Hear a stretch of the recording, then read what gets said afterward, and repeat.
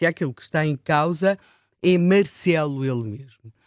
Marcelo é um narcísico e, portanto, ele é sempre o centro de tudo. E quando isso não acontece, ele reage. E Marcelo viu-se como o centro durante boa parte da sua relação com António Costa. Quando isso não aconteceu, nomeadamente na crise Galamba, ele ficou muito desconcentrado, não é? Percebeu que António Costa nessas coisas, quando procura mostrar a alguém quem manda a ele, não é institucional, é brutal. E, portanto, Marcelo Rebelo de Sousa foi humilhado, não é? Porque ele tinha feito saber que não fazia, quer dizer, que João Galamba devia sair do governo, no que o Presidente tinha absoluta razão, mas António Costa resolve mostrar ao Presidente quem mandava era ele, e, portanto, Marcelo Rebelo de Sousa acabou destratado e, de alguma forma, viu ir para o caixote do lixo aquilo que ele e os seus antecessores tinham falado imenso, que era a magistratura de influência, nem influência nem magistratura. São os poderes do Presidente e o Presidente não faz, não decide a composição dos governos. E aquilo que nós estamos a viver agora com Luís Montenegro não é uma fase dessas, de pôr o Presidente no sítio de uma forma brutal, como fez António Costa, mas é claramente de alguém que tem, Luís Montenegro, tem um entendimento muito preciso daquilo que deve ser a sua relação com o Presidente da República, não tanto por causa dos poderes do Presidente da República, mas por causa da personalidade de Marcelo. Portanto, nós estamos a chegar ao fim do mandato de Marcelo, em que nós passámos de uma fase muito inicial, dos afetos, não é? Os afetos começaram por dar lugar ao embaraço, o que tinha graça começou a cair em desgraça e o que era doce azedou. Esta é a minha opinião. Nós estamos numa fase de Marcelo, eu referi aqui esta manhã, quando fiz o lançamento do programa, e aí os jornalistas adoraram o Presidente dos Afetos. Nós estávamos em 2016, 2017. Os títulos mais comuns eram Banho de multidão no Porto, recebe Presidente dos Afetos, Presidente hiperativo a promover afetos, visita do Presidente com afetos, Marcelo Rebelo de Sousa, um aluno brilhante, um homem de afetos, portanto, sempre. Eu, aliás, hoje pus na página do Contracorrente do Observador a notícia sobre o doutoramento de Marcelo Rebelo de Sousa, a nota é óbvia, 20 valores, não havia mais. Portanto, esta ideia sempre do muito bom aluno. É curioso, porque quando nós vamos ver todas as matérias pelas quais Marcelo teve 20 valores, às vezes é como se nos interrogássemos, o que é que acontece com tudo aquilo que estudou. Parece que não nos serviu de grande coisa. Estamos a falar, a tese estava dividida em várias partes e, portanto, tínhamos sobretudo a questão dos partidos e os partidos, mas o Presidente Marcelo, ele mesmo, parece que esqueceu alguma coisa em relação àquilo que o fez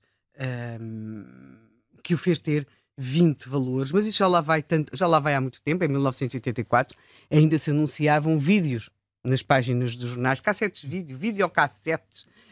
A maior parte dos nossos ouvintes, porque alguns são muito jovens, não saberá, não sabe o que é. Não sabe bem o que é, e portanto já lá vai tempo e o Presidente parece ter esquecido também.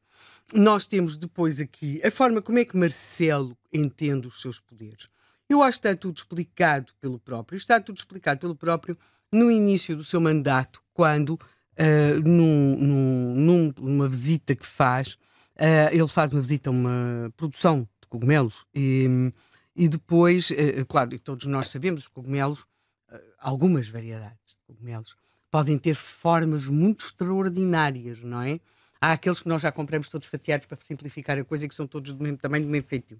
Mas depois há outros, não é? E aí as formas vão variando bastante e muitas vezes são grotescas e muito interessantes. É como as nuvens, uma pessoa fica a olhar a ver o que é que aquilo lembra. E Marcelo olhou para os litros dos cogumelos com uma faquinha na mão, acho que pretenderia cortar cogumelos, e ele diz: olha que maravilha, um duplo cogumelo. E depois diz: o cogumelo maior é o cogumelo presidencial. Este é o governo, porque é o mais pequenino. E depois Marcelo continua, literalmente com a faca e o cogumelo na mão, E depois ele diz, fala em solidariedade entre aqueles cogumelos, não é? E também institucional, diz: o Presidente da República sempre a aguentar o governo por uns tempos, concluiu. Portanto, isto era Marcelo a ser Marcelo, uma expressão que só faz sentido para quem é português, está em Portugal, está por dentro da política e portanto, era muito assim que Marcelo se viu no seu cargo de Presidente da República, não é? E nesse sentido, neste momento, essa percepção que Marcelo tinha do seu próprio desempenho, isso terminou. E eu acho, e terminou não por ele, mas sobretudo pelos outros protagonistas, neste caso por Luís Montenegro. E é curioso que ele talvez se pudesse lembrar de si mesmo quando, no momento, exatamente num dos momentos em que está em crise, numa dos momentos que teve difíceis com António Costa, ele assinalava-se o centenário de Agostina Bessa Luís e Marcelo faz umas declarações muito extraordinárias, sobretudo sabendo-se como é que foi o seu relacionamento com Passos Coelho. Ele diz: o país deve agradecer a Passos Coelho pelo passado e pelo que vem no futuro. E depois ele continua: o país deve agradecer ao primeiro-ministro Passos Coelho uma resistência que ainda há dias pude ouvir ser elogiada pela boca da então chanceler Angela Merkel. E depois, portanto, podia pensar-se, porquê? Quer dizer, sabe-se como Passos Coelho não apreciava nem aprecia de modo algum Marcelo Rebelo de Sousa, e isso é recíproco, porque se se pode definir a personalidade de Passos Coelho é que é a antítese de Marcelo, não é? E depois Marcelo diz uma coisa que talvez faça sentido hoje, que ele diz que ele se admirou os sucessivos líderes de direita, e note que como ele vai apanhar Passos Coelho, líder do PSD, depois vai ter Rui Rio, e ele diz: os sucessivos líderes de direita, em vez de se colarem a mim, descolaram ostensivamente de mim. Quem é que se colava a mim? O Primeiro-Ministro e o Partido Socialista. Portanto, o Presidente da República, Marcelo, achou que ele estava no centro do poder, que podia fazer esta espécie de gestão de solidariedade institucional durante uns tempos, sendo que seria ele a determinar o tempo que essa solidariedade institucional demoraria. Portanto, ele, de alguma forma, no centro do exercício. Ora, há aqui uma questão, isso depende muito e percebeu-se com António Costa, como referi aqui, em alguns momentos, mas sobretudo na crise Galamba, embora a relação de Marcelo com António Costa tenha sido mais, António Costa viu em Marcelo uma espécie de útil, às vezes inútil e outras vezes útil.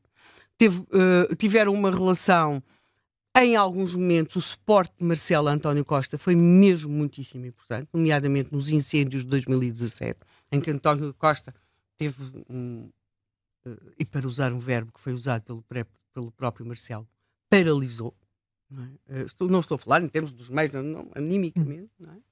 E depois temos aqui um Marcelo que não foi muito vigilante ou não foi sequer muito escrutinador de algumas das medidas do governo, nomeadamente aquelas que tiveram grande impacto, como o caso, por exemplo, das 35 horas na função pública e outras, e em alguns casos teve uma conivência absoluta, ou então António Costa foi conivente com Marcelo, ou estavam os dois absolutamente de acordo. Recorde-se a questão da substituição da então procuradora Joana Marques Vidal, e Marcelo, nos momentos, e já que eu referi, em que houve dificuldades com António Costa, a dada altura, sobretudo na crise de Galamba, mostra que quem tem ali o poder é ele, e Marcelo, que se quisesse, então poderia demitir o governo, coisa que Marcelo, por todo um conjunto de razões, não queria fazer naquele momento. E agora, com Luís Montenegro, a questão é não propriamente desta natureza do posso. Aliás, houve uma altura que Marcelo passava a vida a dizer que ele tinha o poder, tinha a bomba atómica, né? Vinha lembrar isso. E foi nessa sequência, pois, António Costa resolve mostrar, então se quer usar, use, não é? Esse poder de deitar abaixo o governo, sabendo que Marcelo não queria fazer isso. E agora, o que nós temos com Luís Montenegro, há duas coisas que são muito importantes a ter em conta. Por uma questão de modo de proceder e trabalhar, Luís Montenegro fez do controle das fontes uma forma de trabalhar, ou seja, aqui não há fugas de informação, não há fontes de Belém, está tudo seco. Quer dizer, as fontezinhas estão todas sem água, não é? Nesta matéria das notícias. Nós sabíamos, quer dizer, o fontenário de Belém, quem é que era, não é? Portanto, nessa matéria, Luís Montenegro fez isto no seu primeiro governo, continua a fazer neste seu segundo governo, e Marcelo alimenta-se muito e a forma como ele se vê na centralidade da política alimenta-se imenso desse diz que disse. O poder da informação. O poder da informação privilegiada. E depois de usar essa informação para a intriga, pura e simplesmente, não é? E pelo prazer isso é Marcelo a ser Marcelo, sabe-se, não é? Marcelo não é um homem a quem as questões materiais se lhe agarrem às mãos, e isso é uma coisa que é importante, mas é um homem que as fugas de informação se lhe agarram ao corpo todo, não é? Portanto, essa parte tem. Depois, temos aqui uma outra questão, e que é Marcelo, e aí sim entra a questão das medidas que podem estar a ser tomadas por Luís Montenegro. Marcelo não quer medidas difíceis.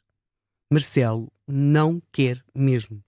Quando se assistiu àquilo que eram os comentários de Marcelo durante a intervenção da Troika e o governo Passos Coelho, Marcelo, além de que tem uma espécie de relação fantástica com os números, por exemplo, quando há aquela questão das 35 horas, depois o impacto se haveria de calcular, Marcelo não é alguém que acha que se podem tomar medidas que podem alterar, que podem causar contestação. Isso não é Marcelo. Ele, de facto, reviu-se naquela fase da governação de António Costa em que parecia que tudo era passível de ser revertido, não é? E portanto, aquela ideia de quase mágica da economia e não só. Esta ideia de que se pode alterar a legislação e o caso da reforma laboral, a questão das imigrações, e com isso causar contestação, é-lhe geneticamente contra. Marcelo tem coisas absolutamente... Quando as coisas são difíceis, ou eram muito difíceis, Marcelo, o máximo que chegava era a ser analista. Nunca parecia ter opiniões. Eu aí recuo mesmo ao PREC. Quando nós vamos ler as crónicas de Marcelo em 1975... Helena, nunca parecia, é um favor. Eu só me recordo deles ter opiniões mais ou menos firmes sobre a matéria, que foi a questão do aborto, da interrupção da gravidez, e que tinha a ver com convicções religiosas. Quase tudo o resto ele analisava. Portanto, analisava, dava uma via a tática, nunca via a estratégia, portanto, nunca via o fim das coisas. Nós não sabíamos o que é que ele pensava sobre o sistema de saúde, sobre o sistema educativo, sobre o sistema, nunca sabíamos nada. E nem hoje não sabemos em muitos aspectos. Quando, por exemplo, nós recuamos ao PREC e pensamos, este homem, não é? Que diz que esteve lá nos telhados, não sei o quê, que andou fugindo nos telhados, à frente dos comunistas, uma pessoa vai ler os textos e pensa que iria encontrar ali convicções, não é? E isso é uma coisa que se encontra em imensos textos, imensa gente daquela época, dos mais variantes quadrantes políticos. Não, se Cunhal decidir, é quando Soares fará assim. Se Soares não sei o quê, Cunhal... Se Zenha disser, então... Ele está sempre se. Portanto, é muito mais um analista político do que um ator. Só que é um analista político que resolve fazer política. E as pessoas, para fazerem política, têm que ter convicções. Quer dizer, eu sei que o cargo de Presidente da República é muito transversal, mas tem de existir convicções. E Marcelo, neste momento, aquilo que eu penso que acontece em relação a Luís Montenegro é um incómodo. Ele sente-se incomodado com a personalidade de Luís Montenegro e sente-se incomodado pelo facto de algumas das medidas que Luís Montenegro está a tomar o poderem vir a beliscar numa popularidade que já de si está beliscada. E porquê? Porque ele é da mesma área política que Luís Montenegro e, portanto, receia que, de algum modo, essas medidas possam ser vistas como algo com o qual ele, por ser PSD, pode também concordar. Portanto, ele vai procurar e procura demarcar-se daquelas medidas numa espécie de hiperatividade que o leva todos os dias a avisar que pode votar. Nós já tivemos uma fase em que Marcelo alertava para diferentes coisas, não é? Tivemos a fase dos afetos, o presidente dos afetos que chegava, que fazia selfies, isso desapareceu e agora temos um Marcelo que todos os dias avisa que pode votar. Tivemos a fase em que ele alertava, podia deitar abaixo o governo. Agora estamos na fase em que avisa que pode votar. E isso faz sentido porque ele sente-se incomodado com Luís Montenegro. Luís Montenegro é para ele como que um torçolho. Uma coisa que está ali, que impede a vista e que ele quer tirar, não é? Ele já chega a esta fase do seu mandato desgastado e com algumas questões complicadas. O final do mandato de António Costa, as coisas depois não correram manifestamente bem. Por outro lado, Marcelo, que vinha para descrispar, na prática dissolveu, manda o país para eleições e de uma das vezes, sobre aquela questão do chumbo do orçamento, de uma forma muitíssimo leviana, acabou a enredar-se numa série de questões. Tivemos o caso, algumas delas que lhe eram alheias, mas que acabaram por acontecer, que teve a ver com o chamado caso das gêmeas, e, portanto, ele acabou a chegar aqui desgastado. E neste momento, o facto de Luís Montenegro estar a tomar medidas que vão e que estão já a suscitar críticas e contestação, a ele surge-lhe como era aquilo que ele menos queria e esperava neste momento. Depois, e para terminar, ele tem um problema que é já não está no centro das notícias. Por razões óbvias, porque ele está em final de mandato, porque Portugal vai ter eleições autárquicas, porque Portugal vai ter eleições presidenciais. O grande protagonista já não é ele, e aquilo que temos neste momento é em Belém, mais do que uma guerra entre palácios. A imagem é muito feliz, não é? Mas aquilo que eu acho que nós temos é um enorme incómodo em Belém em relação a São Bento. E um incómodo que pode ter ainda episódios até ao fim do mandato de Marcelo. O Orçamento do Estado, por exemplo, pode ser aí uma dificuldade ou não? O governo já não cai. Pois, há que ter em conta outra característica de Marcelo. Eu não digo isto, eu fui sempre muito crítica do mandato de Marcelo, da candidatura de Marcelo à presidência, daquilo que ia acontecer, e acho que temos de ter em conta o seguinte: Marcelo, houve alguém que escreveu, a Maria João Vilés, escreveu um texto magnífico sobre a solidão do presidente, quando ele se torna presidente, não é? E realmente Marcelo é um dos homens mais sós de Portugal. Ele, não há marcelistas, não é? Há cavaquistas, há passistas, há soaristas. Mário Soares morreu, mas há soaristas, há cavaquistas, não é? Mas não há marcelistas. Portanto, ele é sem dúvida uma das pessoas e foi uma das pessoas mais populares de Portugal, mas isso não chega, e portanto ele é um homem profundamente só. E isto, podes perguntar-me, o que é que isso tem a ver com o orçamento? Tem. Marcelo acresce a isto, não é um homem corajoso.